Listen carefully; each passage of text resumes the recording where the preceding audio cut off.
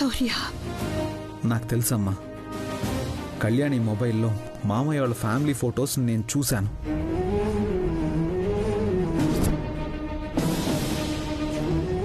నా మొబైల్లోకి ఆ ఫొటోస్ అన్ని ట్రాన్స్ఫర్ చేసుకున్నాను.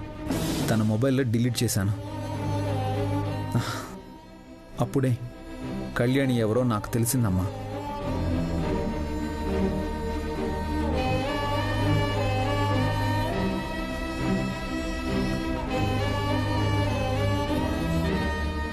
అంటే కళ్యాణి మాధురి కూతురని నీకు తెలుసన్నమాట.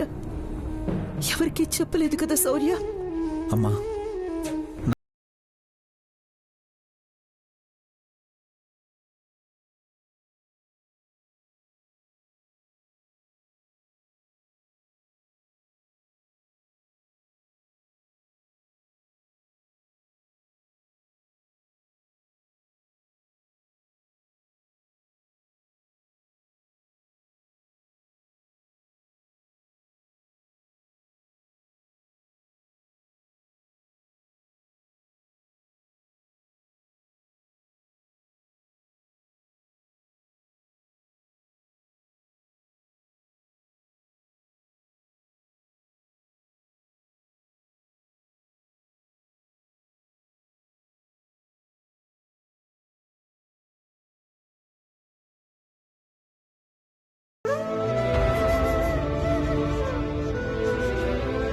ఏ తప్పు చేయకుండా నువ్వు శిక్ష అనుభవిస్తుంటే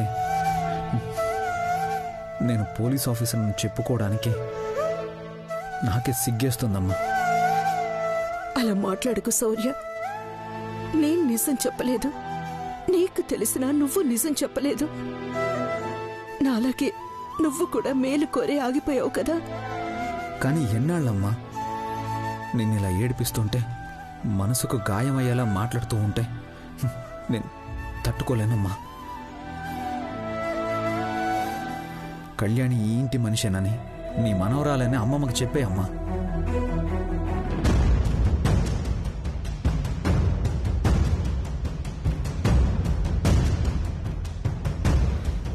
సరే, నీ ఇష్టం అమ్మా.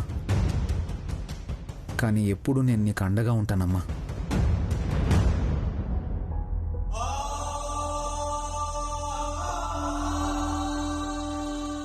అదే నా కడుపున పిట్ట పుట్టి ఉంటే ఎన్ని బాధలు పడాల్సిన అవసరం ఉండేదే కాదు. నాకు అదృష్టం లేదనేగా మాధురి ఆయన జీవితంలోకి వచ్చింది. తప్పు చేసిందెవరు?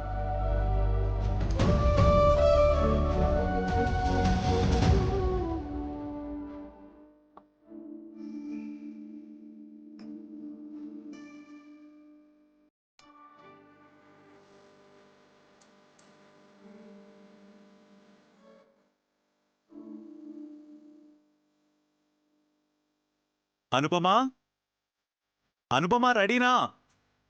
నేనెప్పుడూ రెడీ అండి. ఓ, ఇక్కడే ఉన్నావా? నేనెప్పుడూ మీ వెనకాలే కదా. వదినా, వెనకే ఉండు గాని వెనకబడొద్దు.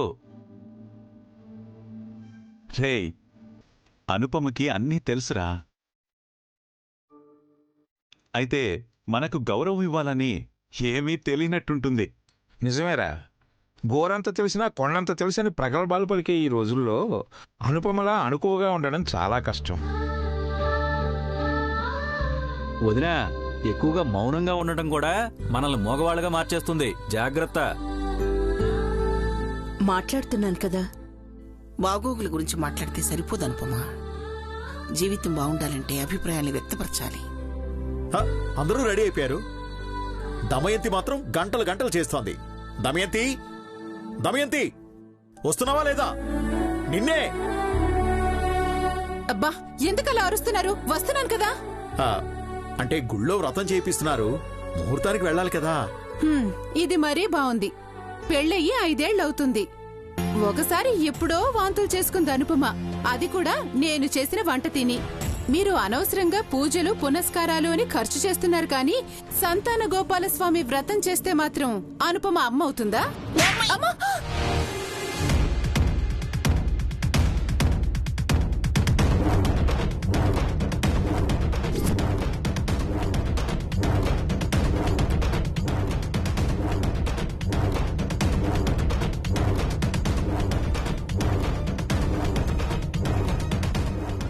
నువ్వు అమ్మ అన్నట్టే వచ్చే ఏడాదికి అజయ్ బిడ్డ ఈ ఇంట్లో బోసి నవ్వులతో తిరుగుతూ ఉంటాడు.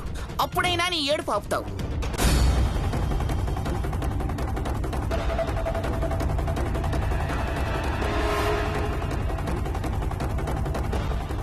వదిలే శివ, నోరు జారేసింది. బుద్ధి లేకుండా అలా ఎలా మాట్లాడుతుందండి? ఒక్కొక్కళ్ళకి ఏడాది తిరగక ముందే పిల్లలు పుట్టచ్చు. కొంతమందికి 2 ఏళ్ళు, కొంతమందికి 5 ఏళ్ళు, కొంతమందికి 10 ఏళ్ళు, ఎన్నేళ్ళైనా పట్టచ్చు. అది వారి ప్రాప్తం అనుకోవాలి గాని ఇలాంటి వెటకారాలు ఏమిటండి?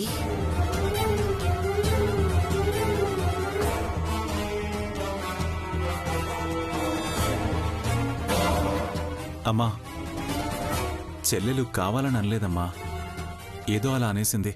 దానికే చిన్ని నువ్వు బండితి. అలాగే అన్నయ్య.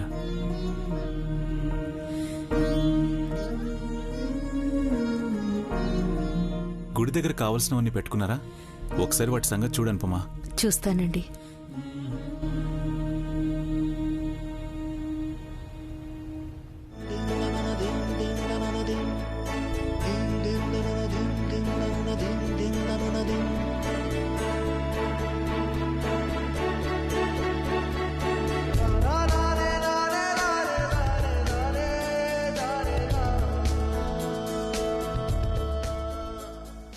హాయ్ చిన్న బావా.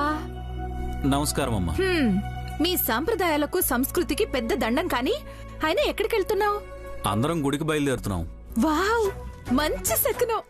చిన్న బావా, మా తాతయ్య కొత్త స్కూటీ కొనిచ్చాడు. అందుకే మీ అందర్నీ ఎంతో రిక్వెస్ట్ చేసి మీ అమ్మగారితో ఓపెన్ చేయించాలనుకున్నాను. చూడు, కొత్త రిబ్బన్ కూడా కట్టించాను.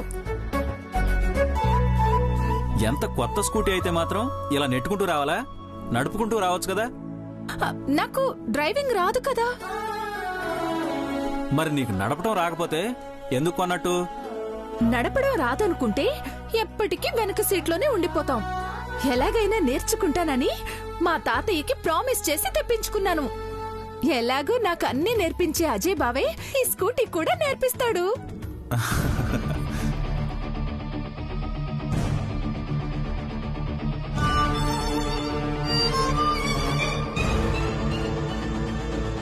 ఏ మాధురి, శుభం అని మేము గుడికెళ్తుంటే మగరాయిలా నీ అవతారం ఏమిటి? పస్తులు ఉండేవాళ్ళు కూడా మంచి దుస్తులు వేసుకుంటారు. నువ్వేమిటి ఇలా తప్పిపోయిన గంగిరెద్దులో వచ్చావు? కొత్త స్కూటీ తీసుకొచ్చాను అత్తయ్య. మీరు పూజ చేస్తే ఇటు నుంచి ఇటే వెళ్ళిపోదాం అనుకున్నాను.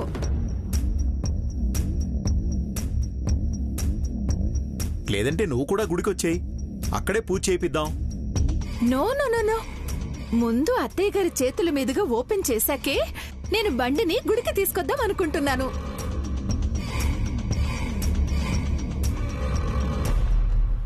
అజయ్, బండికి పసుపు కుంకుమ పెట్టు. తీసుకొస్తాను అత్తయ్య.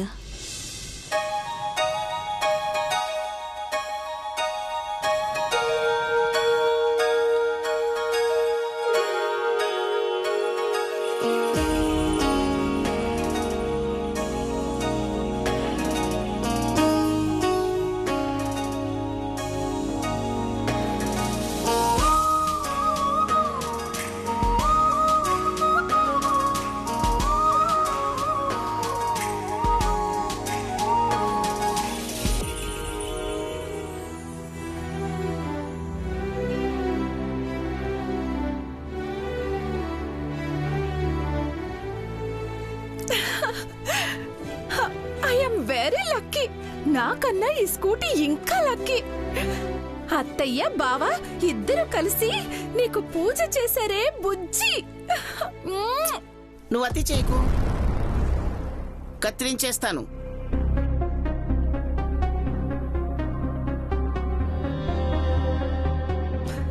ఏంటత్తయ్య?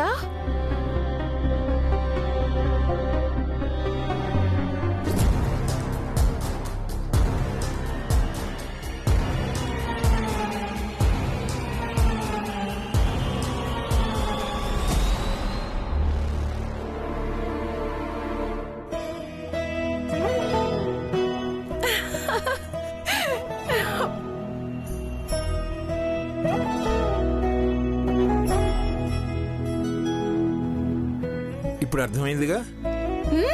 అర్థమైంది.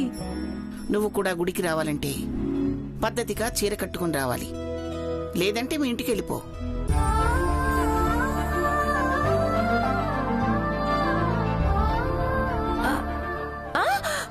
లేదు, గుడికి వస్తానత్తయ్య. చెప్పేగా, ఆడపిల్లలా రావాలి. అనుపమ అక్క, ఏదో ఒక మంచి చీరివ్వు ప్లీజ్ ప్లీజ్ ప్లీజ్ అక్క.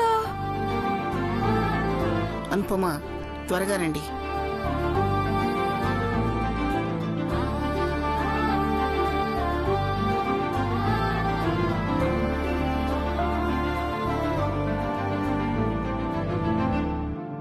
మాధురి రా.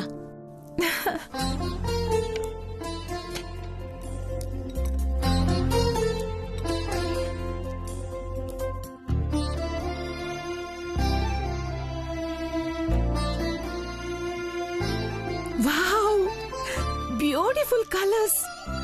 రెయిన్బోలో ఎన్ని రంగులుంటాయో అన్ని రంగుల చీరలు, అందులో వెరైటీలు కూడా ఉన్నాయక్క నీ దగ్గర.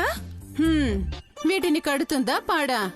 ఎప్పుడు చూసినా ఆ పని ఈ పని అంటూ ఇల్లు సర్దుకోవడమే సరిపోతుంది. బీరువాలోని కొత్త చీర తీసి మడతలు కూడా విప్పదు. రోజు కొత్త చీరలు కట్టుకుంటే అన్ని పనులు చేసుకుంటూ పోలేం కదా దమయంతి. ఎప్పుడో పండక్కో పూజలప్పుడో కట్టుకుంటే బాగుంటుంది. మా అన్నయ్య లాంటి మంచి మనసున్నవాడు మొగుడుగా వచ్చాడు నీకు. రోజు పండుగ అనుకోవచ్చు నువ్వు.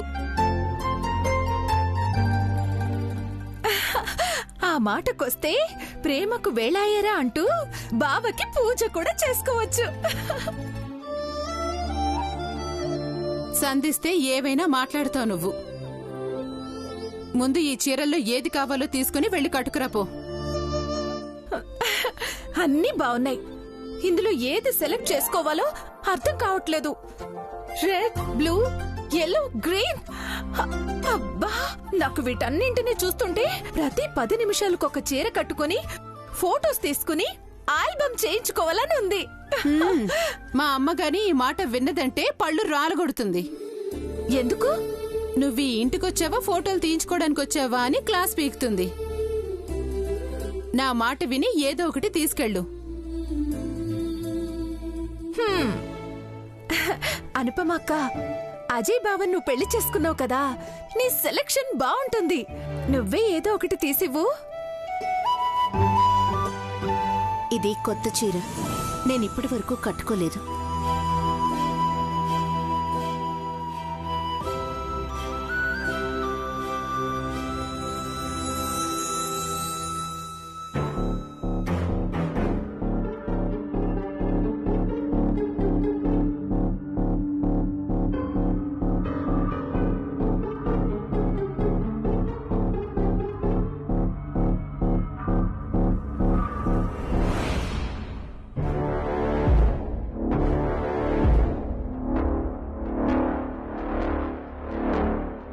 ఇది కూడా కొత్త చీరలా ఉందే. అది ఆయన నా పుట్టినరోజు వస్తుందని తీసుకొచ్చారు. అప్పుడు కట్టుకోవాలనుకున్నాను. అక్క అక్క ప్లీజ్, ఈ చీరనే నేను కట్టుకుంటాను. బావ తీసుకొచ్చిన ఈ చీరే బాగుంది.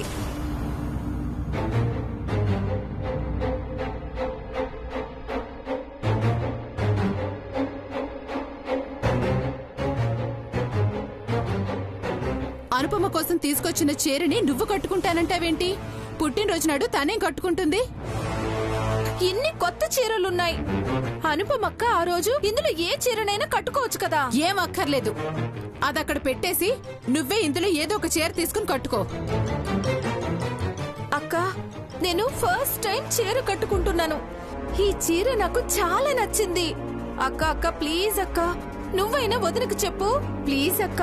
Please please please please please. సర్లే సరే మాధురి, నచ్చిందంటున్నావుగా, కట్టుకో. థ్యాంక్స్ అక్క, థ్యాంక్ యూ.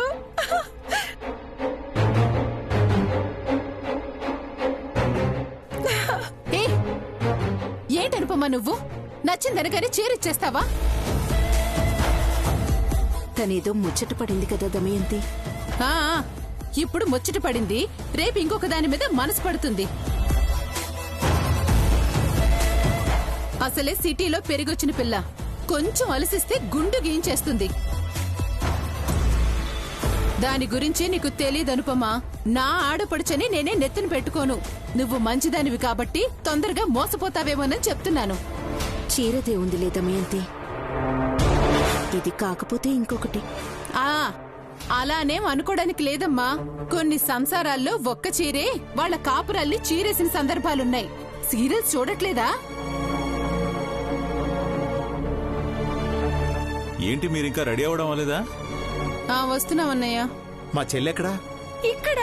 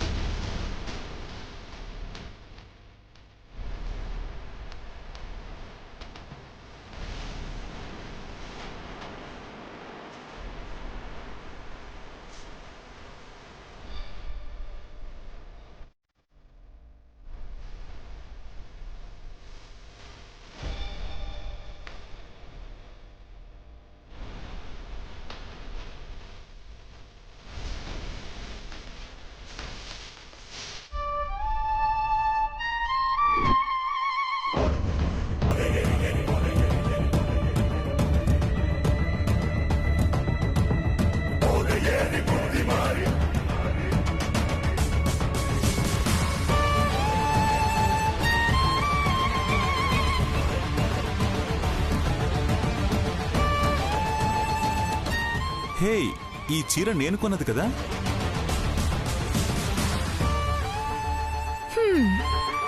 ఈ చీర నా కోసమేం తీసుకురాలేదులే బావా, అక్క కోసం తీసుకొచ్చిందే. అదే చెప్పింది. నువ్వు నొక్కి నొక్కి చెప్పద్దు. ఒక్క నిమిషం ఆగొదునా. బావా, ఈ చీర నేను కట్టుకుంటే బాగుందా, అక్క కట్టుకుంటే బాగుందా?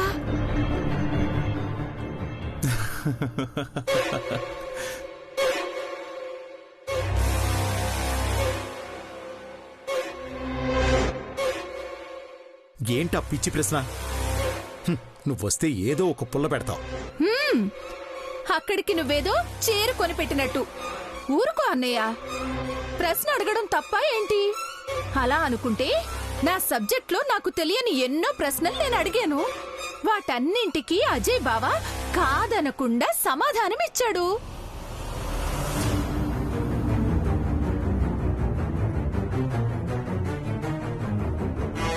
మాధురి, బావుందని చీర తీసుకొచ్చాను. ఎవరు కట్టుకున్నా బానే ఉంటుంది. నిజం చెప్పేయండి, ఆ చీర నాకన్నా తనకే బాగుంది.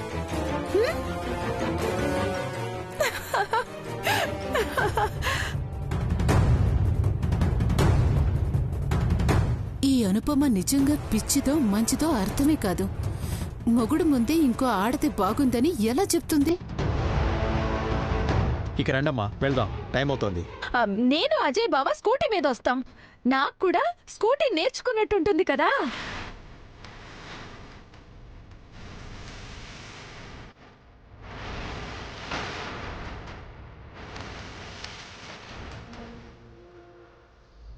ఇవే మరి ఎక్స్ట్రాలంటే. శుభమా అంటూ గుడికెళ్తుంటే నువ్వు డ్రైవింగ్ నేర్పించమంటే ఎలా అవుతుంది?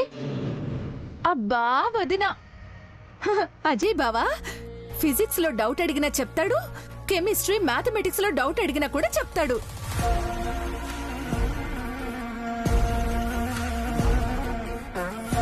బావా అన్నింట్లో ఇంత ఓపిగ్గా చెప్తున్నప్పుడు స్కూటీ హ్యాండిల్ ఎలా పట్టుకోవాలో, యాక్సిలరేటర్ ఎలా రేస్ చేయాలో, బ్రేక్ ఎలా వేయాలో నేర్పించలేడా?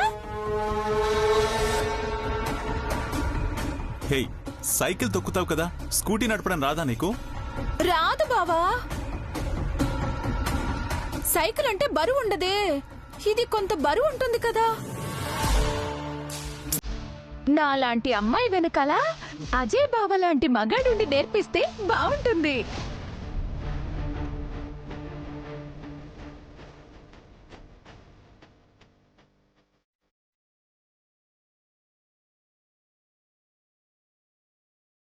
మాధుని మరీ మరీ అడుగుతుంది కదండి.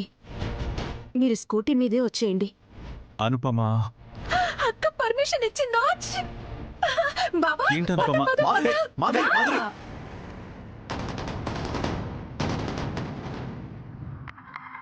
ఇదిగో అనుపమా, మా ఆయన పక్కనున్నా నేను చెప్పేది చెప్తున్నాను విను. ఈ రోజు వెనక నుండి మంది, రేపు నా పక్కనే ఉండి బావా అన్న ఆశ్చర్యం లేదు. అంత ముదరది. ఎందుకు దమయంతి మాధురి గురించి అలా మాట్లాడతావు? ఇప్పుడు నీకు తెలీదు, ముందు ముందు నీకే అర్థమవుతుంది. నేను చెప్పిన మాట విన్నావా? సరే, లేదనుకో ఆ తర్వాత నీ గోడు ఎవరికి చెప్పుకున్నా ఎవరు వినరు. దమయంతి చెప్పావు కదా, అయినా ఎవరి జాగ్రత్తలో వాళ్ళు ఉండాలి. నువ్వురా.